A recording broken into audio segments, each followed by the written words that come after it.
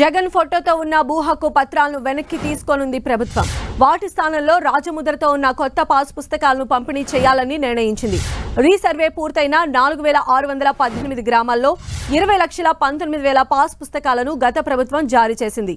వీటన్నిటిపైన అప్పటి సీఎం జగన్మోహన్ రెడ్డి ఫోటోను ముద్రించి భూ యజమానులకు అందజేశారు. జగన్ ఫోటోతో ఉన్న పాస్ బుక్లను రద్దు చేస్తామని ఎన్నికల ప్రచారంలో చంద్రబాబు హామీ ఇచ్చారు. ఇచ్చిన హామీ ప్రకారం కొత్త పాస్ బుక్ల పంపిణీకి నిర్ణయం తీసుకున్నారు.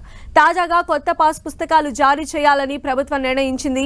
అయితే కొత్తవి ఎలా ముద్రించాలి, ఎప్పటి నుంచి పంచాలన్న దానిపై త్వరలో నిర్ణయం తీసుకోనుంది ఏపీ ప్రభుత్వం.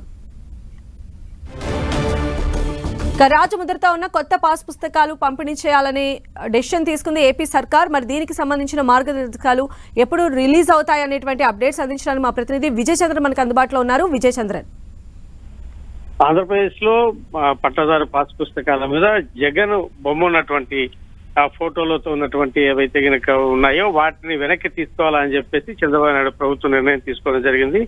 గతంలో ఈ రీసర్వే ఏదైతే ఉందో ఆ రీసర్వే చేసినటువంటి ప్రాంతాల్లో ఆ రీసర్వే చేసిన తర్వాత వాళ్ళకు సంబంధించి కొత్త పాస్ పుస్తకాలను అందజేయడం జరిగింది. ఇలా 4618 గ్రామాల్లో దాదాపు 20,19,000 పాస్ పుస్తకాలు పంపిణీ చేయడం జరిగింది. ఇంకా 1,00,000 దాకా అవి గవర్నమెంట్ దగ్గర ఉన్నట్లుగా సమాచారం అందుతా ఉంది.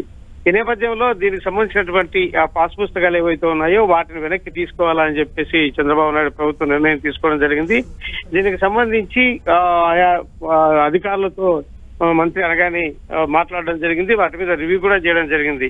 దీన్ని ఏ విధంగా ముందుకు తీసుకెళ్లాలనే దాని మీద రాజముద్రతో కూడినటువంటి పట్టాదారు పాస్ పుస్తకాలు ఇవ్వాలని చెప్పేసి ప్రభుత్వం నిర్ణయం తీసుకోవడం జరిగింది. దీనికి సంబంధించి ఎంత ఖర్చు అవుతుంది, అంటే ఇప్పుడు పెట్టిన ఖర్చు ఎంత, వీటికి సంబంధించిన పూర్తి వివరాలను కూడా నివేదిక తయారు చేసి ఇవ్వాలని చెప్పేసి మంత్రి అనగానే సత్యప్రసాద్ అధికారులను ఆదేశించడం జరిగింది.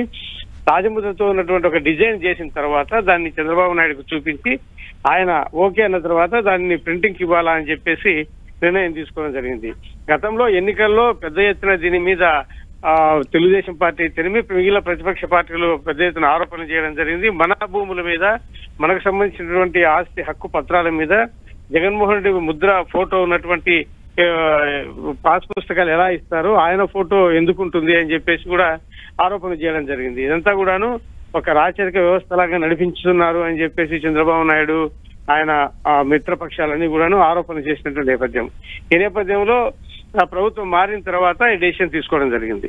రైట్ విజయ్ చంద్రన్.